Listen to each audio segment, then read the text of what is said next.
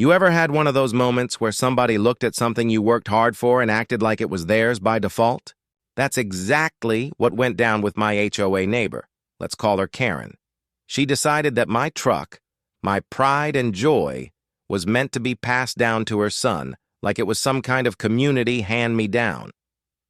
But Karen didn't stop at asking. No. She actually called the cops on me, thinking she could pressure me into handing it over.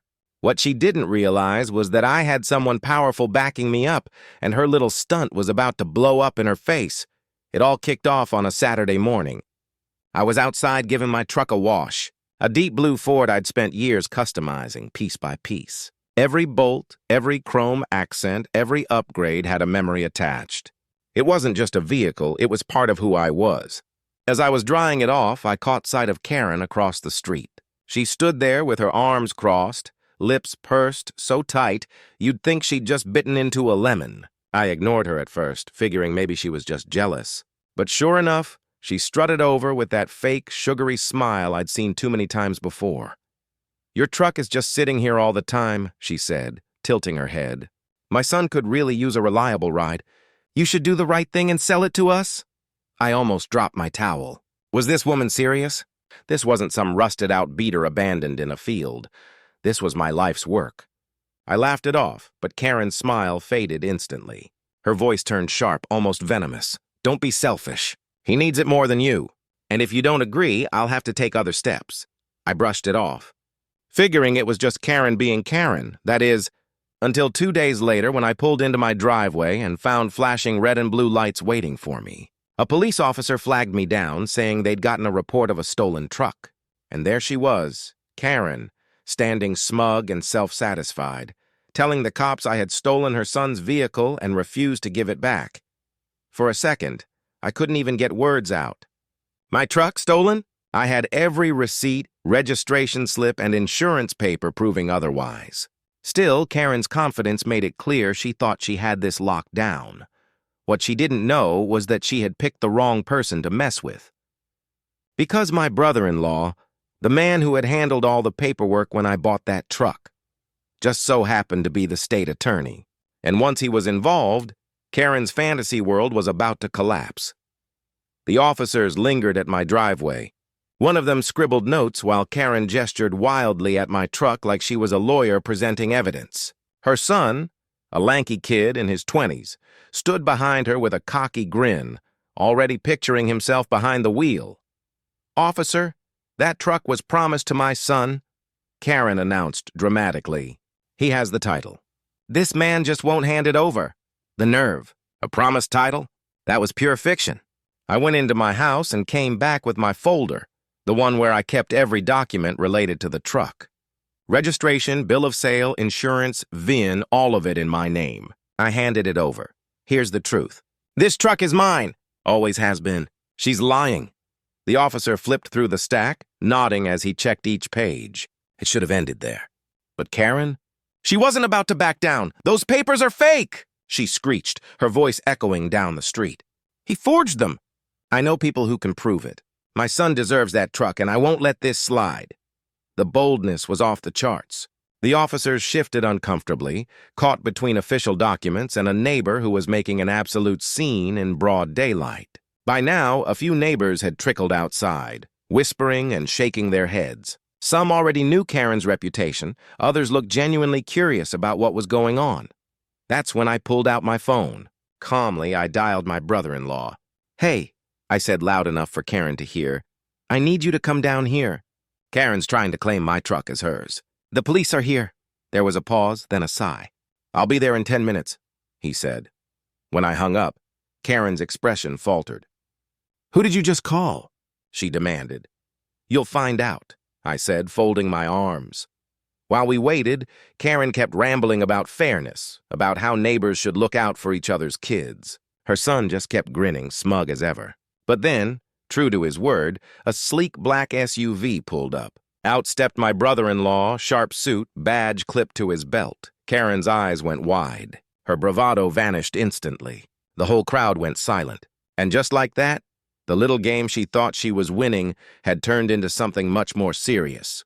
The second my brother-in-law stepped out of that SUV, the entire atmosphere shifted. Neighbors who had been murmuring went quiet, and even the officers straightened up like they'd just been inspected. Karen, though, tried to recover. She pasted on that fake sweet smile, the same one she'd worn when she first asked for my truck. "Oh, thank goodness you're here," she gushed, acting like she had summoned him. "You must be the investigator." Finally, someone who can see the truth about this stolen vehicle. My brother-in-law, Daniel, didn't bother with her performance. He walked straight up to the officers, flashed his credentials, and asked to see the paperwork. After flipping through it for a moment, he turned to Karen. His expression was cold, professional, the exact opposite of the friendly reception she had been hoping for. "Ma'am," he said flatly, "everything checks out. The truck is his." "End of story." Karen's eyes darted around, desperate for support. "What exactly are you implying?" she snapped. "I'm saying he tricked us. That truck was meant for my son. He swindled it somehow. He barely drives it. He doesn't deserve it. My son needs it for work." Daniel cut her short, his tone sharp as a blade.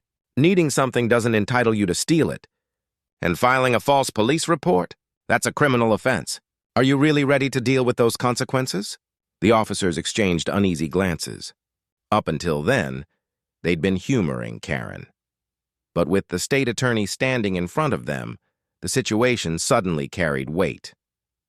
Karen's son lost his smirk, shifting awkwardly as if it finally hit him that this wasn't going his way. Karen tried one more desperate spin.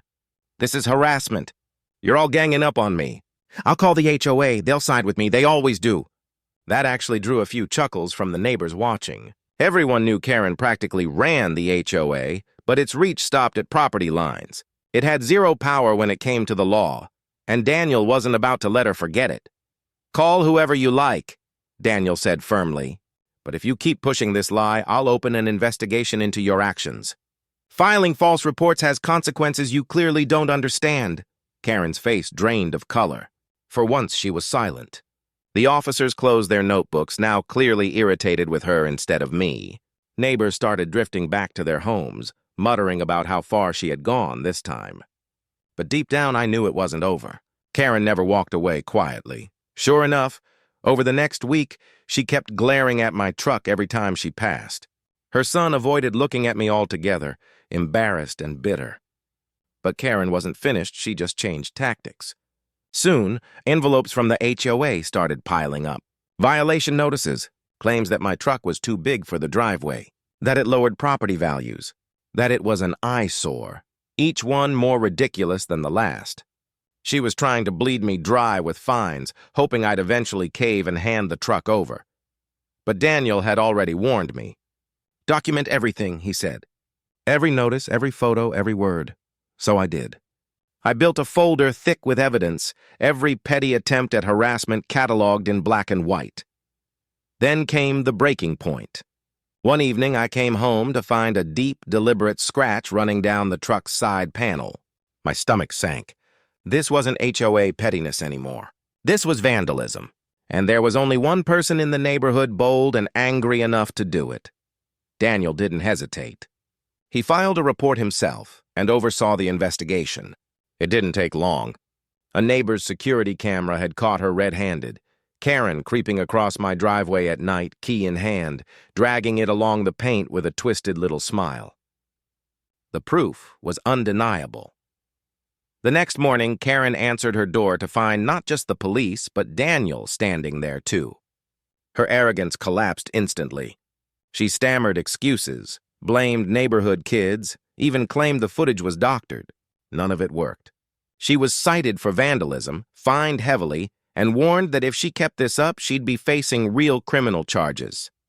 And the HOA, once Daniel presented them with her record, false police reports, harassment, vandalism, they had no choice but to cut ties. Karen lost her grip overnight. Neighbors who had once tolerated her antics now turned their backs, disgusted by how far she had gone. And my truck? It stayed right where it belonged, polished, shining in my driveway, a symbol of every fight I refused to lose. Karen had thrown everything at me, lies, police, HOA fines, even destruction. But in the end, she lost it all, Because standing your ground isn't just about protecting your property. It's about showing bullies that no matter how entitled they are, the truth will always burn brighter than their schemes.